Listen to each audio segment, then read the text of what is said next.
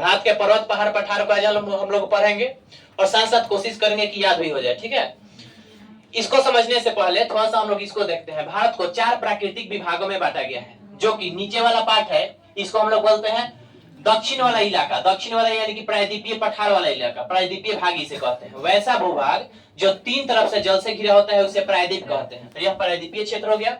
और नीचे वाला इलाका इसे तटीय क्षेत्र या द्वीपीय क्षेत्र कहते हैं। द्वीप जैसे कि लक्षद्वीप। वैसा भूभाग जो 4 तरफ से जल से घिरा होता है उसको कहते हैं द्वीप। तो यह द्वीपीय क्षेत्र हो गया। जैसे अंडमान निकोबार द्वीप समूह चारों तरफ से जल से घिरा है ना, तो द्वीपीय क्षेत्र या तटीय क्षेत्र एक हो गया। प्रायद्वीपीय भारत 2 हो गया। और उत्तर भारत का मैदान, इसे पूरा विशाल मैदान कहते हैं इधर वाला इलाका। तो यह उत्तर भारत का विशाल मैदान हो गया। और इधर से हिमालय पर्वत का विस्तार हो गया। तो यह हिमालय पर्वत का विस्तार यानी कि पहाड़ी वाला इलाका, यही 4 भागों में बांटा गया है। जबकि कुछ पुस्तक या कुछ देखते हैं टीचर लोग 6 विभागों में बताते हैं। 6 विभाग आखिर क्या है? तो देखिए, इधर वाला राजस्थान वाला इलाका यह माना जाता है मरुस्थलीय क्षेत्र। तो यह मरुस्थलीय क्षेत्र हो गया। और इधर वाला यह पूर्वी वाला इलाका हो गया। ठीक है, तो यही टोटल 6 भागों में बांटा गया है। यही चीज को हम यहाँ पे लिखे हुए हैं। देखिए, सामान्य तौर पर भारत को 4 प्राकृतिक विभागों में विभाजित किया गया है। उत्तर भारत का पर्वतीय क्षेत्र, प्रायद्वीपीय पठार, उत्तर भारत का विशाल मैदान, तटीय मैदान तथा द्वीपीय क्षेत्र। तो 4 भागों में, जबकि अगर ऑप्शन रहे 4 ना रहे तो क्या लगाएंगे? 6 कौन कौन? तो एक राजस्थान वाला माने इधर वाला मरुस्थलीय इलाका और इधर वाला, तो टोटल 6 भाग हो गया। अब पूरा पृथ्वी पर हम लोग देख रहे हैं कि पूरा पृथ्वी पर पर्वत कितना है, पठार कितना और मैदान कितना। तो यह पहले समझते हैं कि आखिर पर्वत किसे कहते हैं, पहाड़ किसे कहते हैं और पठार किसे कहते हैं। पर्वत होने के लिए वैसा भूभाग जो जमीन तरफ से थोड़ा सा ऊपर उठा हुआ है और उसकी ऊंचाई काफी ऊंचा होता है, मतलब लगभग में 1000 मीटर, और ऊपर जाके इसे संकुचित हो जाता है और ढलान तीव्र होता है, उसे हम लोग कहते हैं पहाड़, सॉरी पर्वत। और पर्वत से ही हल्का सा जो छोटा होता है उसे कहते हैं पहाड़। तो पर्वत समझ गए कि पर्वत होने के लिए जो उठा हुआ भाग होगा उसका लंबाई कम से कम 1000 मीटर होगा, ऊपर से शीर्ष संकुचित होता है और ढाल काफी तीव्र होता है, उसे पर्वत कहते हैं। उसी से हल्का सा छोटा वाला होता है उसको पहाड़ कहते हैं। फिर पहाड़ पठार किसे कहते हैं? तब भूमि से उठा हुआ वैसा भूभाग जो हल्का सा सपाट आकृति होता है और इसकी ऊंचाई कम से कम 500 से 600 मीटर होता है, इसे कहते हैं पठार। तो पर्वत पठार समझ गए। पहाड़ के लिए, पर्वत के लिए कितना? 1000 और पठार के लिए 500 से 600 मीटर ऊंचाई होना चाहिए। अब पूरा पृथ्वी पर पर्वत 26% है, जबकि पठार 33% है और मैदान 41%। मैदान का भाग ज्यादा है तो मैदान 41% है। अब देखिएगा, पर्वत ऐसे होता है, काफी ऊंचा होता है, काफी ढलान होता है, तो उस पर तो चढ़ना मुश्किल होता है। तो हम लोग रहेंगे कैसे? यही कारण है कि बहुत कम आदमी निवास करता है पर्वत पे। फिर भी कुछ ऐसे इलाका है जहाँ पे पर्वत पर भी आदमी निवास करता है। देखे होंगे कुछ जहाँ मंदिर वगैरह, वहां पे आदमी छोटा छोटा झोपड़ी बना के रहता है ना।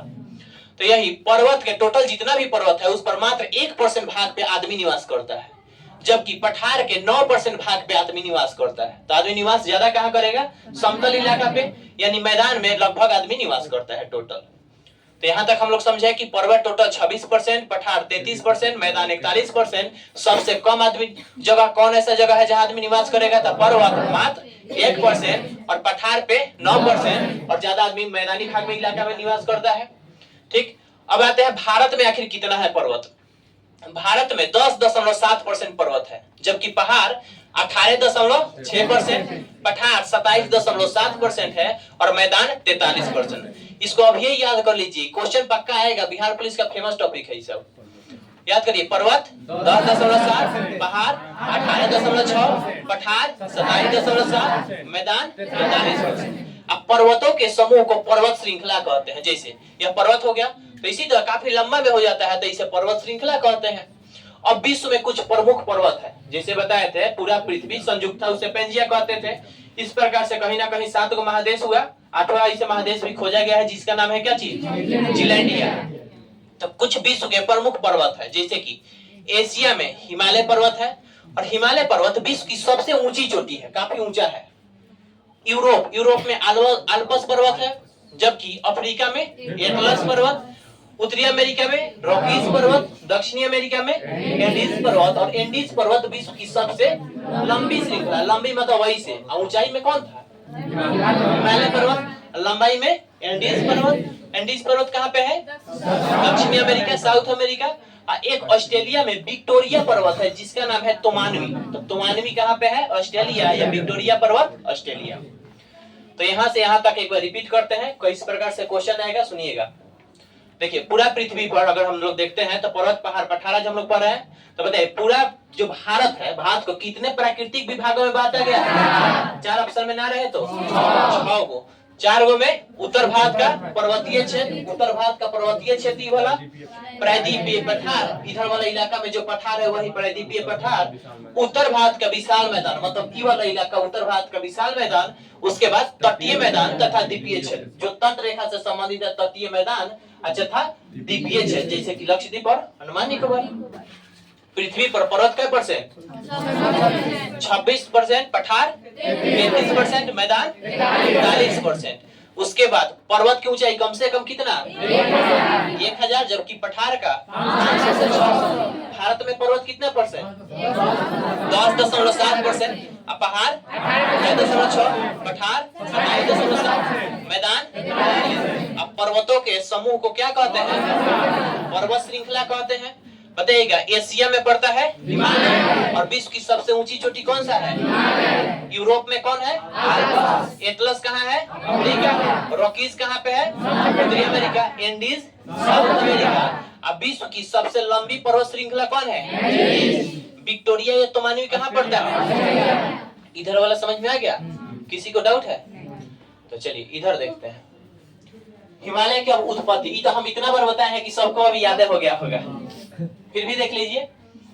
देखिए, बताए थे कि पूरा पृथ्वी एक समय पूरा संयुक्त रूप से था या सेम के बीच के आकार का था, जिसे कहते हैं। अब वही पेंजिया के चारों तरफ पानी था जिसे बोला गया। बीच में यहाँ एक सागर बन जाता है, सागर का नाम था। सागर बनने के कारण भूमि 2 भागों में बढ़ जाती है, ऊपर वाला भाग नीचे वाला। ऊपर वाला कहलाता है अंगारा लैंड या लॉरेशिया, जबकि नीचे वाला क्षेत्र गोंडवाना क्षेत्र। और भारत गोंडवाना क्षेत्र का ही हिस्सा है, कई बार बताया है। अब देखिए होता क्या है, भूमि 2 भागों में बढ़ जाता है, एक गोंडवाना क्षेत्र, इधर होता है अंगारा लैंड। तो प्लेट नीचे में बहुत सारा है, पृथ्वी के नीचे प्लेट है, आपस में टकराते रहते हैं। इधर में जब कभी भी कहीं सागर बन जाए, चाहे कोई भी पोखरा वगैरह, तो उसमें पूरा कचरा मलबा भी जम जाता है। 2 प्लेट आपस में टकराने लगा, जिसके कारण बीच वाला इलाका से पूरा कचरा मलबा ऊपर उठने लगा। एक समय उठते उठते काफी उठ जाता है, और वही इस प्रकार से आकृति उत्पन्न होती है जिसे हम लोग कहते हैं हिमालय पर्वत। और हिमालय पर्वत देखिएगा तो यह बलित पर्वत है, मुर्दार पर्वत है, नवीन पर्वत है, क्योंकि आज भी इसकी ऊंचाई कहीं ना कहीं बढ़ रही है। तो हिमालय जो पर्वत है इसका ऊंचाई 8848 या 8850 है। यहीं पे जो सपाट आकृति उत्पन्न हुआ उसे कहते हैं तिब्बत का पठार, पामीर का पठार, या इसी को कहते हैं दुनिया का छत। और यह जो नियम बताया गया यही बताता है नियम अल्फ्रेड वेगनर, जो कि जर्मनी के थे, इसको कहते हैं महाद्वीपीय विस्थापन सिद्धांत। तो महाद्वीपीय विस्थापन सिद्धांत दिया कौन? Alfred Wegener. कहाँ के थे? जर्मनी के। इन्हीं के अनुसार पूरा पृथ्वी संयुक्त रूप से था, जिसे क्या कहा गया? जिसके तरफ चारों पानी था उसे। इसके कारण बीच में जो सागर बना, सागर का नाम क्या? टेथिस सागर के कारण जो ऊपर वाला भाग बताया उसको कहते हैं लॉरेशिया, और नीचे वाला पार्ट। ठीक है, इसके बाद जो टेथिस सागर पहले था वहां पे आज क्या है? हिमालय पर्वत है। हिमालय पर्वत कैसा पर्वत है? तो बलित, मुर्दार या नवीन पर्वत है। आज भी कहीं ना कहीं इसकी ऊंचाई बढ़ रही है, तो इसकी ऊंचाई लगभग में 8848 या 8850। अच्छा, इसी के बगल में जो सपाट आकृति है, काफी ऊंचा उठा हुआ है, इसे कहते हैं तिब्बत का पठार, पामीर का पठार या दुनिया का छत कहते हैं। अच्छा देखिए, जो गोंडवाना क्षेत्र इधर है अंगारा लैंड, तो दोनों के बीच में कहीं ना कहीं प्लेट टकराया होगा। तो कौन सा प्लेट टकराया? तो यहाँ पे यूरेशियाई प्लेट और इंडो ऑस्ट्रेलियाई प्लेट टकराया था। ये भी कभी कभी दे देता है, तो ध्यान रखिएगा। यूरेशियाई, यूरेशिया माने यूरोप और एशिया वाले पार्ट को कहते हैं यूरेशियाई। तो यूरेशियाई प्लेट और इंडो ऑस्ट्रेलियाई प्लेट, यही दोनों प्लेट आपस में टकराए थे, जिसके कारण यहाँ पे टेथिस सागर भर जाता है और वहीं पे हिमालय की उत्पत्ति हो जाती है। तो शायद इतना समझ में आ गया। अब आते हैं भारत में जितना भी विभाजित मतलब कि इलाका में फैला हुआ है हिमालय पर्वत, इसको समझते हैं। तो इसको समझने से पहले थोड़ा सा यहाँ पे ध्यान दे दीजिए। खाली जैसे बताया कि भारत के उत्तरी इलाका में ही हिमालय पर्वत का विस्तार है। इधर से इलाका से यहाँ से चल के टोटल ई वाला इलाका में हिमालय पर्वत का विस्तार है। अगर देश का बात किया जाए तो 7 गो ऐसा देश है जहां पे हिमालय पर्वत का विस्तार है। 7 देश में कौन कौन? तो पाकिस्तान, अफगानिस्तान, चाइना, नेपाल, भूटान और यहाँ पे म्यांमार। यही वो इलाका है जहाँ पे हिमालय पर्वत का विस्तार है। भारत में हिमालय पर्वत का विस्तार इधर साइड से है, मतलब उत्तरी इलाका में। इधर में चौड़ा है, इधर आते आते हल्का सा पतला हो जाता है। जो इधर साइड है लगभग 400 मीटर चौड़ा है, और इधर आएगा जो पतला होते होते 150 मीटर पतला हो जाता है। ठीक, तो इधर से पश्चिमी साइड चौड़ा है, इधर से कम पतला है, यानी कि लगभग 150। अगर नदी का बात किया जाए तो यहाँ से लेकर इधर पड़ता है सिंधु नदी, सिंधु नदी से लेकर के और ब्रह्मपुत्र नदी के बीच में हिमालय पर्वत का विस्तार है। सिंधु से ब्रह्मपुत्र नदी के बीच में विस्तार है, और लगभग देखा जाए तो धनुष्कार आकृति में है। इसी चीज को हम यहाँ पे लिखे हुए हैं। देखिए भारत का फिगर चला था वीडियो, कोई बात नहीं, फ्लाइट मोड में कर दो। रुकिए, देखिए उसके बाद यहाँ पे देखते हैं हम लोग तो सिंधु नदी से लेकर के ब्रह्मपुत्र नदी तक हिमालय पर्वत का विस्तार। इधर से लगभग 400 मीटर में, 400 में वही किलोमीटर में हिमालय पर्वत का विस्तार है चौड़ाई में। इधर आते आते 150 हो जाता है। कैसा आकृति में है? धनुष्कार आकृति में है। ऊपरी साइड यानी कि उत्तर भारत में अगर देखा जाए ऊपरी इलाका में ही हिमालय पर्वत का विस्तार है। और किस नदी से किस नदी तक? सिंधु से ब्रह्मपुत्र नदी तक हिमालय पर्वत का विस्तार है। बताइएगा भारत के कितने राज्यों में हिमालय पर्वत का विस्तार है? और 2 केंद्र शासित प्रदेश, 2 केंद्र शासित प्रदेश यानी कि लद्दाख और जम्मू कश्मीर 2 केंद्र शासित प्रदेश में है। इसके अलावा जितना इधर राज्य है, राज्य में कौन कौन था? हिमाचल प्रदेश, उत्तराखंड, इधर आ जाइएगा यूपी नहीं है, याद रखिएगा यूपी। उत्तर प्रदेश में हिमालय पर्वत का विस्तार नहीं है। यहाँ पे सिक्किम, उसके बाद इधर में टोटल 7 सिस्टर, इसी में टोटल हिमालय पर्वत का विस्तार है। यही यहाँ पे लिखे हैं कि हिमाचल प्रदेश, यूके मैंने उत्तराखंड, सिक्किम, पश्चिम बंगाल, अरुणाचल प्रदेश, असम, नागालैंड, मणिपुर, मेघालय, मिजोरम, त्रिपुरा, इसी और राज्य है जो कि यही वो राज्य है जहाँ पे हिमालय पर्वत का विस्तार है। और हिमालय का विस्तार भारत के उत्तरी भाग में स्थित है। तो यहाँ तक समझे हम लोग यही चीज कि हिमालय पर्वत का विस्तार भारत के उत्तरी भाग में है। पश्चिम से थोड़ा सा चौड़ा ज्यादा है, पूर्वी से थोड़ा सा चौड़ाई कम है। पश्चिमी से 400 किलोमीटर में फैला है, जबकि पूर्वी साइड 150। कैसा आकृति है? धनुष्कार आकृति। कितना किलोमीटर में फैला है? 2400। कौन से नदी से कौन से? सिंधु से ब्रह्मपुत्र नदी तक फैला हुआ है। और भारत के कितने राज्यों में है? कितना केंद्र शासित प्रदेश? 2 केंद्र शासित प्रदेश में है। केंद्र शासित प्रदेश लद्दाख और जम्मू कश्मीर। और एक याद रखना है कि उत्तर प्रदेश में नहीं है, ये भी याद रखिएगा। अब इसको पढ़ने के लिए अच्छा से थोड़ा सा हम और देखते हैं कि यहाँ पे पहले देखिए लीजिए हिमालय का विस्तार 7 देशों में है। अभी बताए थे कि ऊपर में जैसे पाकिस्तान, अफगानिस्तान, भारत, पाकिस्तान, अफगानिस्तान, भारत 3 गो तो ही हो गया। आगे देखिए उसके बाद नेपाल, भूटान, चीन और म्यांमार। नेपाल यहाँ पे है, भूटान, उसके बाद चीन और ये म्यांमार। यही वो देश है जहाँ पे हिमालय पर्वत का विस्तार है। मतलब 7 देश में हिमालय पर्वत का विस्तार है। अब हिमालय को थोड़ा सा अच्छा से और समझने के लिए इसे बांट दिया गया है। कैसे बांटा गया है? तो देखिए हिमालय पर्वत को प्रादेशिक तौर पे 4 भागों में और भौगोलिक तौर पे भी 4 भागों में बांटा गया है। थोड़ा सा इसको हटाते हैं। देखिए यहाँ पे हिमालय पर्वत को प्रादेशिक तौर पे 4 भागों में और भौगोलिक तौर पे भी 4 भागों में बांटे हैं। प्रादेशिक तौर पे क्या है? तो नदी और राज्य को इसमें आधार रेखा बनाया गया है। मतलब कि कौन से नदी से कौन से नदी तक यह फैला हुआ है, चाहे किस राज्य में फैला हुआ है, इस आधार पे। इसी तरह भौगोलिक तौर पे भी 4 भागों में बांटा गया है। भौगोलिक तौर पे देखा गया कि सबसे ऊंचा वाला पार्ट कौन है, उसके बाद नीचे कौन है, सबसे नीचे कौन है। तो इस आधार पर भी इसे 4 भागों में बांटा गया है। प्रादेशिक तौर पे 4 भागों में पंजाब हिमालय, हुमायूं हिमालय, नेपाल हिमालय और असम, यही वो है। प्रादेशिक तौर पे नदी और राज्य को आधार बनाया गया है। 4 भागों में बांटा गया है, पंजाब, हुमायूं, नेपाल और असम। भौगोलिक तौर पे भी 4 भागों में बांटा गया है, ट्रांस हिमालय, बृहद हिमालय, लघु हिमालय और हिमालय। ठीक है, अब यही चीज को हम यहाँ बनाए हुए हैं। भारत अभी बताया जैसे कि हिमालय पर्वत का विस्तार भारत के उत्तरी भाग में है।